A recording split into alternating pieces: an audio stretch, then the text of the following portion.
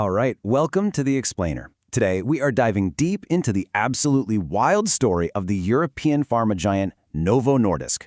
Seriously, it's a story about incredible, world-changing success, followed by a catastrophic collapse, and now what some are calling a once-in-a-generation investment opportunity. And this quote, it just nails it. It really sets the stage for everything we're about to unpack. The idea of finding a golden opportunity when everyone else is panicking is exactly what's at play here. Right now, the feeling around Novo Nordisk is just pure fear. But the big question is that fear actually justified? And that leads us straight to this central mystery. I mean, how on earth does a company that literally discovers pharmacological gold suddenly find itself tossed in the bargain bin? It's a massive contradiction, and it has the market completely baffled. So first, let's talk about the incredible success story. Novo Nordisk basically cracked the code with their GLP-1 drugs for weight loss, things like Wegovy. They kicked the door wide open to a market that's expected to be worth more than $100 billion by 2030. For a hot minute there, they were on top of the world. And then, this happened. A staggering 70% collapse in the stock price from its peak. I mean, to find a drop this bad in the company's entire modern history, you'd have to rewind the clock nearly 25 years. It has been an absolute bloodbath for anyone holding this stock. And this slide just lays out the paradox perfectly. On the one hand, you've got the actual business, which is making more money than ever. We're talking record revenues, record profits. But on the other hand, the stock price is telling a story of complete and utter disaster. So what in the world happened here? Well, the collapse wasn't just one thing. Nope. It was the definition of a perfect storm. It was a whole series of catastrophic misfortunes that just slammed into the company one after the other, creating this tidal wave of negativity. And this timeline shows you exactly how it all went down. It actually started with a good problem. The demand for Wegovy was just massive, way more than anyone expected. But then, the crises just kept coming. First, they couldn't make enough of it. Then, a huge competitor showed up. The CEO got fired. And then, to top it all off, a really high-profile trial for an Alzheimer's drug failed. It was just a relentless drumbeat of bad news.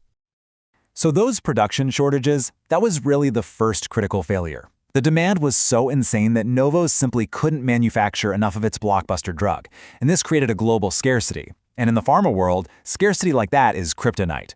It created the perfect opening for a rival to just swoop right in. And that rival was the American pharma giant Eli Lilly. And they didn't just show up with their own competing drugs. Here's the crucial part. They came armed with clinical results that, in some cases, looked even better than Novo's.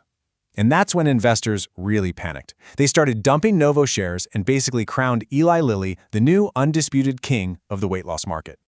And the problems weren't all just coming from the outside. The company was basically imploding. The board fired the CEO for not seeing the huge demand coming. Then came the news of 9,000 layoffs, and then 7 board members resigned. It was just a signal of deep, deep uncertainty and a crisis of confidence right at the very top. Okay, so the story the market is telling is pretty bleak, right? All doom and gloom. But the sources we're analyzing are presenting a completely different point of view. They're arguing that this market-wide panic has created what might be a historic bargain. This quote just sums up that counter-argument perfectly. The idea is that while everyone is freaking out about the negative headlines, they are completely ignoring the massive underlying value of the business itself. It's a classic contrarian take. So this right here, this transformation, is the absolute heart of the bargain thesis. In just over a year, Novo Nordisk went from being a Wall Street darling, a quality growth stock, to a beaten-down value stock. Its price-to-earnings ratio, which is basically how much you pay for a dollar of profit, plummeted from a sky-high 48 all the way down to around 11. That is its lowest valuation in 35 years. The market, it seems, has exaggerated on both ends of the spectrum. And if you want to see just how stark that is, look at this chart. Look at that difference. The market is willing to pay nearly 4 times more for every dollar of Eli Lilly's future earnings than it is for Novo's. That just shows you how deeply pessimistic, how completely down investors have become on Novo Nordisk's future.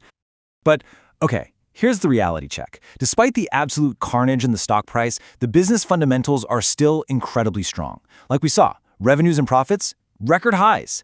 And crucially, Novo Nordisk still controls more than 50% of the entire global GLP-1 market. Let's be clear, they are still the top dog here. All right, so we've heard all the bad news. The bear case is pretty clear. But what about the bull case? Let's look at how the company is setting itself up for the future, because this is where that whole bargain idea really starts to get interesting. The sources we're looking at point to a few key strengths. First off, its most important patents are locked down until at least 2030, which is huge. Second, they're pouring money into new factories so those shortages never happen again.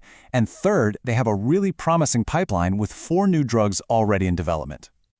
But this right here, this could be the real game changer. They are on the verge of launching a weight loss pill. Now, this is a massive deal because Eli Lilly does not have a similar oral drug yet. This could completely disrupt the market all over again and swing the entire story right back in Novo's favor. So you see this huge disconnect, right?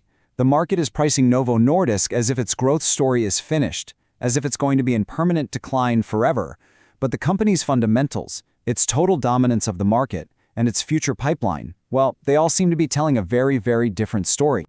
And that leaves us with the billion-dollar question, the one that's dividing investors right now. Is all this extreme negativity a warning sign of more pain to come? A classic falling knife that you should never try to catch? Or is this the blood in the streets that signals a truly historic opportunity? The answer to that question is going to define the next chapter for this pharmaceutical giant.